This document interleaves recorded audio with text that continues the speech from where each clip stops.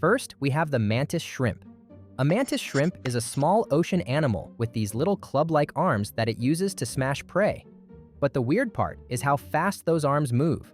Some mantis shrimp can swing their clubs around 30 to 50 miles per hour underwater, which is insane because water pushes back way more than air does. So this is not like a little tap. This is like a tiny underwater hammer being fired from its body. If a crab or clam is sitting on the ocean floor, its shell should make it feel pretty safe from a little shrimp. But when the mantis shrimp strikes, that shell might crack. The animal might get stunned. And if the first hit does not work, the mantis shrimp can just hit again. But the craziest part is that the punch itself is not even the whole attack.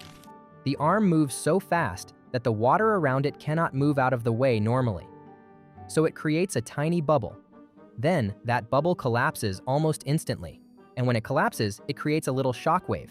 So the mantis shrimp is basically hitting its prey twice. First with the actual punch, then with the collapsing bubble right after it. So if nature had a tiny underwater boxer, it would not be some giant shark or whale. It would be this little shrimp that figured out how to turn a punch into a shockwave. But the next animal does something even stranger, because instead of attacking death, it kind of pauses it. Next is the tardigrade. A tardigrade is a microscopic animal, sometimes called a water bear, because under a microscope, it kind of looks like a tiny space bear crawling around. And at first, it does not look like a survival legend. It looks like something you would accidentally ignore in a drop of water. This thing is famous because it can survive conditions that can completely kill almost all living things. They survive freezing cold, extreme heat, high levels of radiation, crushing pressure, dehydration, even the vacuum of space for a while. So the obvious question is, how is this tiny thing not instantly dead? It does not survive because it is strong like a normal animal. It survives because, when the world gets too dangerous, it basically shuts itself down. When conditions get bad enough, a tardigrade can curl up, dry out, and enter a state called a tun. And in that state, its body is barely doing anything. Its metabolism drops so low that it almost seems like the animal is not alive anymore. It is not fighting the danger. It is waiting it out. So if Earth had a final boss survival creature, it would not be some giant monster. It might be this microscopic little blob that figured out how to press pause on death. The tardigrade is the superhero who survives by turning itself off. And that makes the next animal feel even more ridiculous because it does not pause danger. It sprays danger back. Next is the Bombardier beetle. A Bombardier beetle is a small beetle that defends itself by spraying hot, irritating chemicals from its body. But it gets worse, or better. This beetle has a built-in chemical weapon system. Inside its body, it keeps chemicals separated. Then, when a predator gets too close, the beetle mixes them in a special reaction chamber. The reaction creates heat and pressure, and then the beetle fires the hot spray out in a burst. So picture a normal beetle walking across the dirt. Then an ant, frog, or spider gets too close, and the beetle basically turns around and fires a chemical cannon out of its back end. Pop. A hot, irritating cloud blasts out. The beetle runs away like it just used a gadget from a spy movie.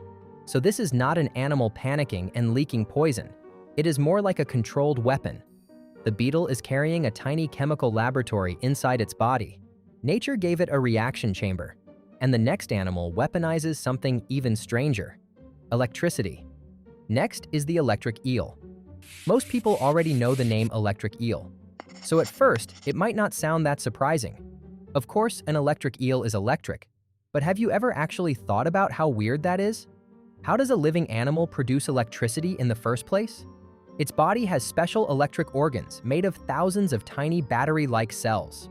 One cell by itself does not do much, but when thousands of them stack together and fire at the same time, the whole animal becomes a living power source. So yes, the electric eel can shock things. But that is not even the only weird part. Electricity is not just its weapon, it is also how it senses the world. Electric eels can use weaker electric signals to navigate, communicate, and detect what is around them. Then, when they need to hunt or defend themselves, they can switch to stronger electric shocks. So this animal is not just a living taser, It is more like a living radar system with a lightning attack built in. A small fish swims nearby, thinking it is hidden. The eel finds it anyway. Then the eel releases a stronger shock.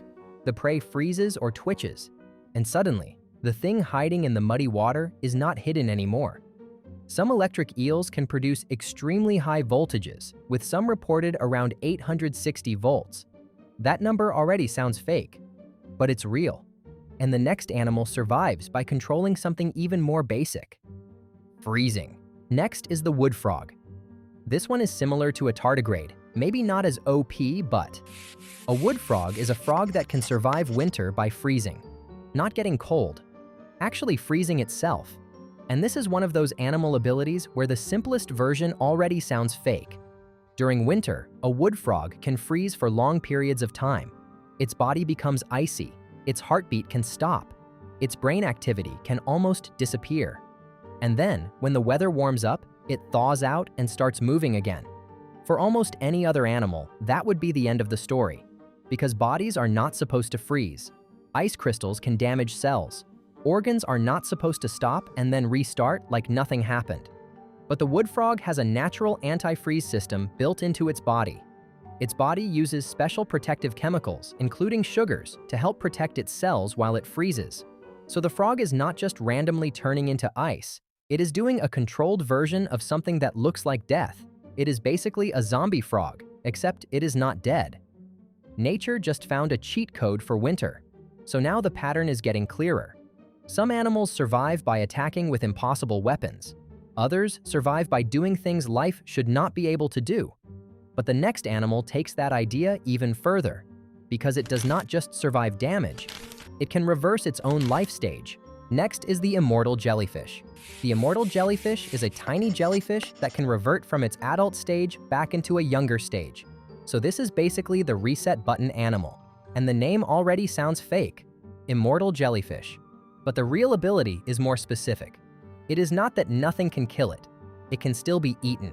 It can still die. But under the right conditions, it can do something most animals absolutely cannot do. It can move backward in its own life cycle. But this jellyfish can sometimes go from adult back to young, almost like rewinding the tape. So picture a tiny jellyfish drifting through the ocean, and instead of only dying, the jellyfish can begin to transform. Its adult form breaks down. It turns into more of a blob. It attaches to a surface, and then it becomes a younger stage again. That is why this animal feels so impossible, because most living things do not get to restart the game. Adult cells can help build the younger body again. That is the simple version. Its body does not just heal, it rewinds. When life reaches a dead end, it can sometimes hit reset. And that makes the next animal feel like the body repair version of the same idea, because the jellyfish can reset its body plan, but the next one can rebuild body parts in a way that looks like a cartoon. Next is the axolotl. An axolotl is a salamander famous for regenerating body parts, and it is also one of the cutest animals in this video. A lot of these animals have been kind of intense, and then the axolotl shows up looking like a smiling pink water dragon. It has feathery gills sticking out from its head, a soft little face, tiny arms, but the ability is not cute at all. It is almost impossible to believe. Axolotls can regenerate limbs, tails, skin, spinal cord, and even parts of organs like the heart and brain. That does not mean they are indestructible, but compared to most animals, their healing ability is on another level. That is what makes this animal feel like a real-life healing superhero. It does not just patch the wound, it rebuilds the missing part.